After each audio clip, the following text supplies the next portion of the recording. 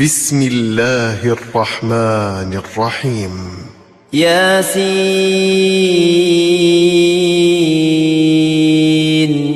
والقرآن الحكيم إنك لمن المرسلين على صراط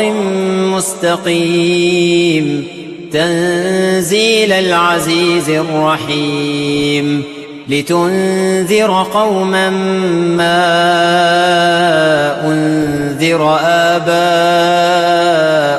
فهم غافلون لقد حق القول على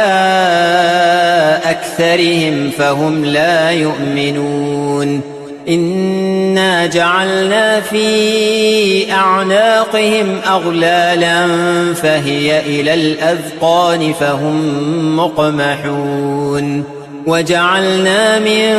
بين أيديهم